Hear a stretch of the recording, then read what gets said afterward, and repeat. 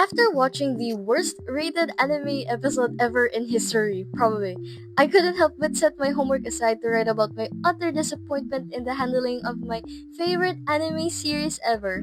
I love One Punch Man, so much so that not only is it one of my biggest inspirations in making my own comic, but I drew Saitama in one of the rooms of my house, and if that's not proof of how much I love the series, then I don't know what is. That mural is probably still haunting my parents' house, so you're welcome, Mom. It's undeniable that One Punch Man has one of the most captivating stories, with arguably the funniest and most relatable main character ever written, paired with a diverse cast that complements him way too well. This show literally got someone like me, a former anime only casual viewer, to read the manga. Because after season 1 aired in 2015, I was starving, like hungrier than Saitama on discount day. And when I got to the manga, my god, was my hunger satiated. The artwork was so insanely good, it physically hurt. Season 1 was, simply put it, peak. Absolute cinema. The opening, a banger. The fight scenes, so fluid that I'm scared that there must have been actual human sacrifices made in the animation studio. I'm kidding. All of this to say, the Madhouse did not come to play. But then season 2 happened. And listen.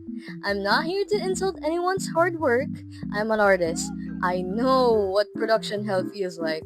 I know how rough scheduling deadlines and budgets can be.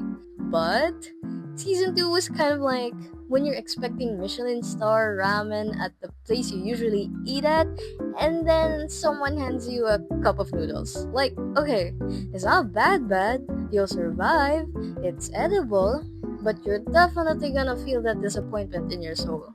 Even now, when I try to remember what happened in season 2, my brain gives me just a loading screen. Yes, we got Garo's introduction. Yes, the story moved forward, but the impact, the polish, the hype season 1 built, season 2 said, yeah, okay, that's crazy, girl, anyway. The animation downgrade wasn't JP Studios' fault entirely. The production got rushed, the scheduling was messy, Madhouse didn't return, etc. But regardless, the vibe was different, the pacing felt weaker, and fans went from, I'm gonna rewatch this 50 times to, okay, moving on.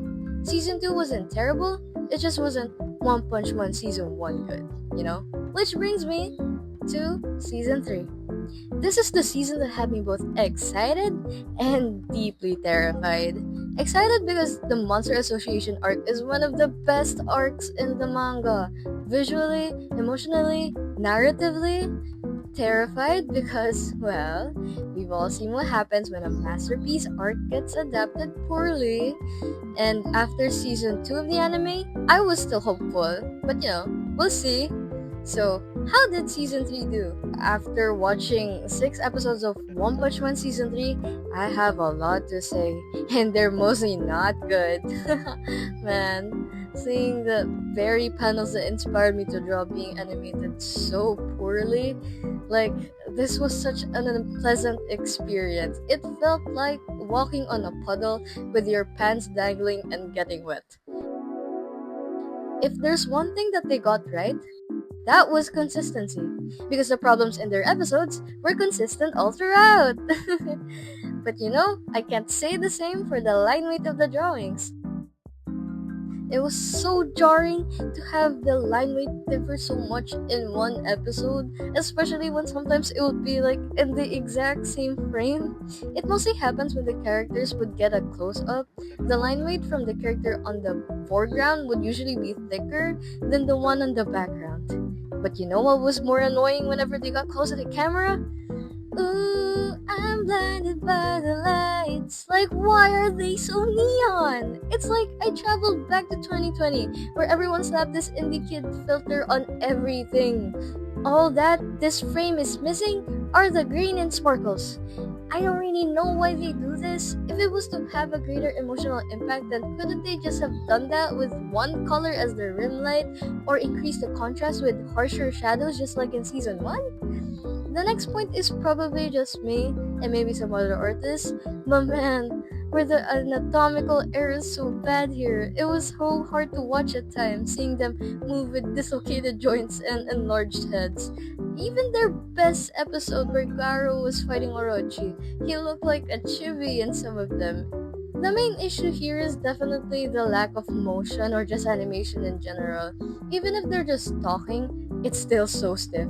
Like the most movement per talking scene would at most be consisting of 4 diverse frames. The rest would just be mouth frames. And by mouth frames, I mean just a line and an open mouth at most. A lot of the time, they wouldn't even be animated, just a still of them or a picture of the background.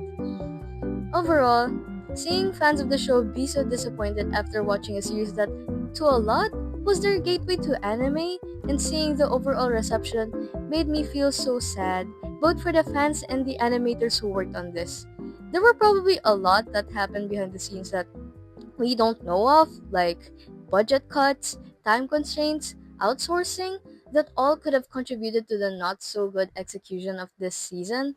But I don't want to be part of the A class hero mentality. I would like to hold on to the belief that the reason why the first half of the season wasn't the best is because they probably saved up all of their resources for the remaining 6 episodes, where there's probably going to be a lot more action. Probably. Hopefully. I would like to be proven right, but the unfortunate event that I'm not, feel free to go back to this video to clown on me for being such a young and naive fan. So yeah. Anyways, that's all for my mini quick rant I have of this season. I'd appreciate if you guys subscribe as well as check my own comic down below, and I hope you all have a good day. Bye!